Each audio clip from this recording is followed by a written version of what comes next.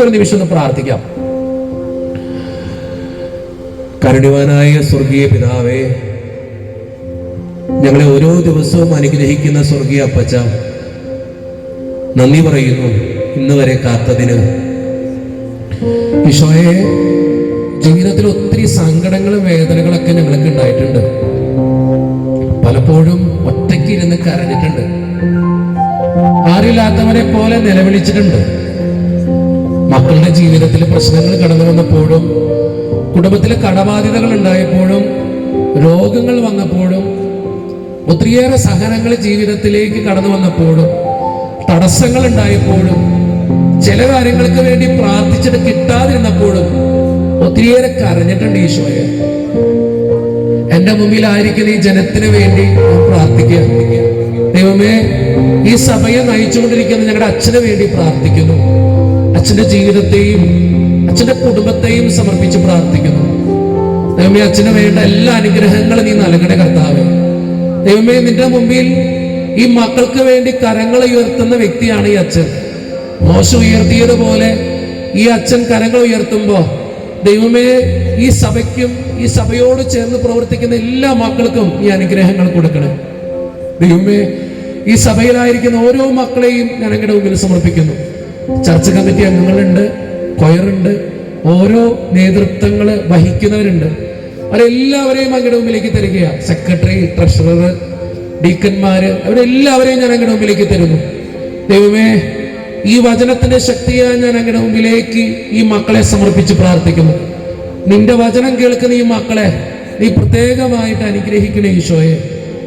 ഇവിടെ വേദനകളിലും രോഗങ്ങളിലും ബുദ്ധിമുട്ടുകളിലും തടസ്സങ്ങളിലും ജീവിതത്തിന്റെ ഓരോ പരുപരുത്ത അനുഭവങ്ങളിലും കർത്താവേ, നീ ഇവരുടെ കൂടെ ഉണ്ടായിരിക്കണം.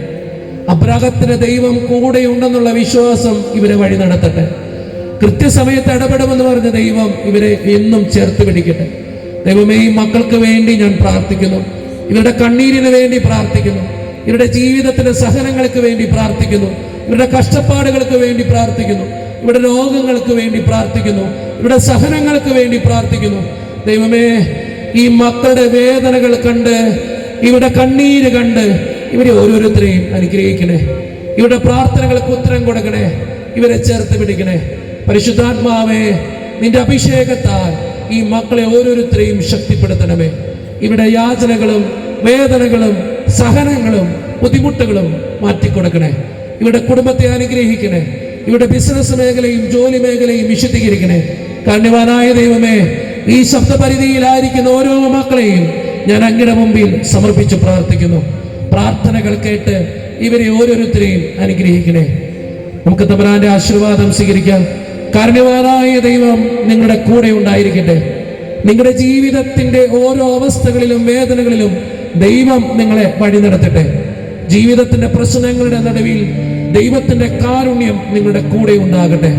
കഷ്ടപ്പാടുകളുടെയും രോഗങ്ങളുടെയും നടുവിൽ വൈദ്യനായ ഈശോ നിങ്ങളെ ആശ്വസിപ്പിക്കട്ടെ. ജീവിതത്തിന്റെ ഓരോ അവസ്ഥകളിലും ദൈവം നിങ്ങളെ വഴി നടത്തട്ടെ. നമ്മുടെ കർത്താവായ ഈശോ മിശിഹായുടെ കൃപയും പിതാവായ ദൈവത്തിന്റെ സ്നേഹവും പരിശുദ്ധാത്മാവിന്റെ സഹവാസവും എന്നും നിങ്ങളോടൊപ്പവും നിങ്ങളുടെ കുടുംബത്തോടൊപ്പവും ഇപ്പോഴും എപ്പോഴും ഉണ്ടായിരിക്കട്ടെ. ഇപ്പോഴും എപ്പോഴും എന്നേക്കും. ആമേൻ.